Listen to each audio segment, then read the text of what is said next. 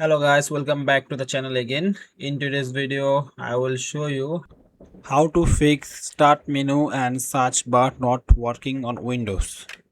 In this quick fix I will show you two methods. So without further ado, let's get started. The first method we will show you on the task manager, how to enable it.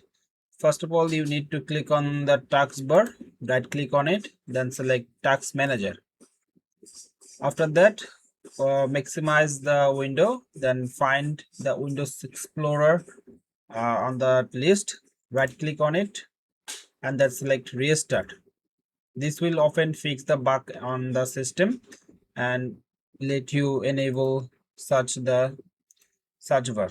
And as you can see, the search bar is working. If not, we'll try the second method. To do that, you can tap on the Windows plus R together. This will open run command. From there, type regedit and then click OK.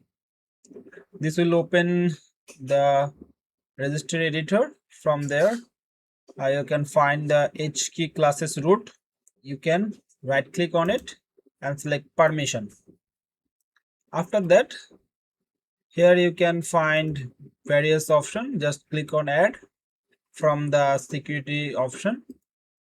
After that, click select user or group section, click on advanced, followed by click on find now, and here you can see search result. Select all application packages from the list of the application search result, then click OK.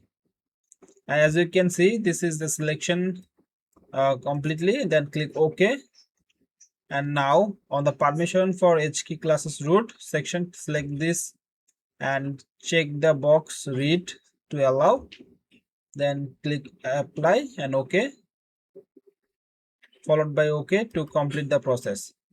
And that's how it easily can solve the problem. You can try and let me know in the comment box if this fix your problem.